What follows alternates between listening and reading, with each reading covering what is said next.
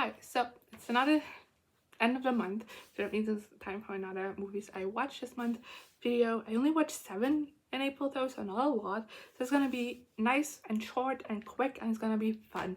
So let's start with the first movie I watched this month, which is Now You See Me, which comes out in 13 and I give 4 to 5 stars to.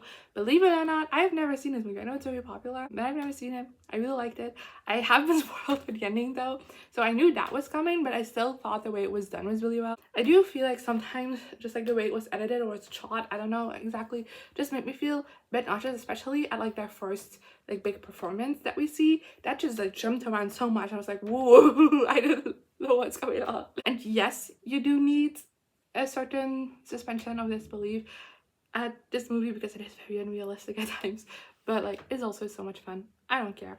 Next, I watched Ticket to Paradise, which was 2022, and I gave 2 to 5 stars to, and I quite liked it, but I don't think it's very memorable. I do think that if this movie focused more on being like a movie about the relationship between like parents and a kid, this would have been great, because I do think that was the biggest strength of this movie.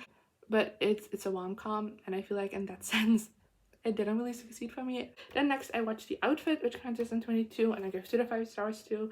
This was a bit of a disappointment to me, and I don't know why, because it is very much out of my comfort zone. It's not like this is something that sounds right up my alley. It's not. But I saw a trailer for it way back, and then I saw it on Netflix the other day, and I was like, might check it out. But it didn't really work for me. I just thought the whole thing was very underwhelming and predictable. Like I saw so many reviews on Letterboxd saying that there were so many shocking twists, and like I saw all of them coming.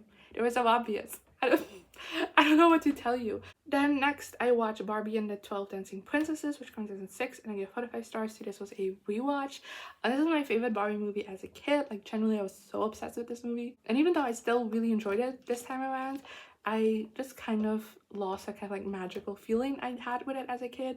I do think it is a bit long. Certain sections just go on for a bit too long, I think. It did also like lose my interest at some points, but overall I still really liked it. I liked the dancing sequences, which was my favorite part as a kid, not gonna lie. I liked the siblings and their relationship. And next I watched The Bad Guys, which came out in 2022, and I gave 4 to 5 stars to. This is one that actually when it came out I saw a lot of trailers for, like the same trailer like a lot of times on TV actually even, and I always thought it looked a bit corny. Then I recently saw some reviews on it, and like from adults, and they all really loved it. I was like, maybe I'll watch it. So I did, and I also really liked it. Like yes, it's corny as fuck, but I overall still had a really fun time watching this. I thought the cast of characters was really fun. I really liked the animation, and just the story was also like a blast. Predictable, a bit like nothing new, but I had so much fun with it. Then next I watched Escape Room Tournament of Champions, which came out in 2021, and I gave 1 to 5 stars to. So I watched Escape Room, the first one in this franchise. That was the beginning of the month, I think, or did I watch it last year? I don't remember. I liked it. It wasn't like anything that blew my mind, but overall I did like it. So I was excited to get to this sequel, especially because of that sequel bait at the end of the first movie.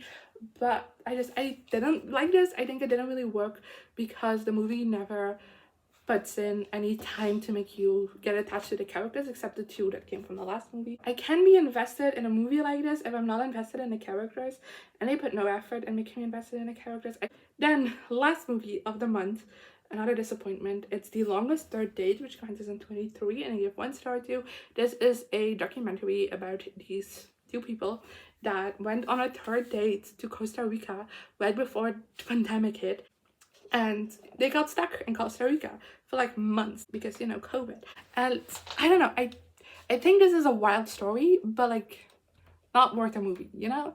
This is something that you tell around the dinner table, you write some articles about like what happened in real life, and that's it. Yeah.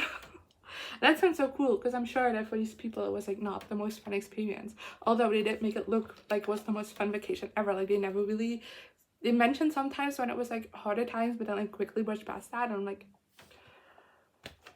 that was everything I have for you this month. Let me know in the comments if you watched this movie what you thought of them, or something we see you watch in April, and hopefully in May I'll be able to watch more. But yeah, I'll see you next time. Here I am again, the same old situation. Why does the God thing have to be so complicated? Should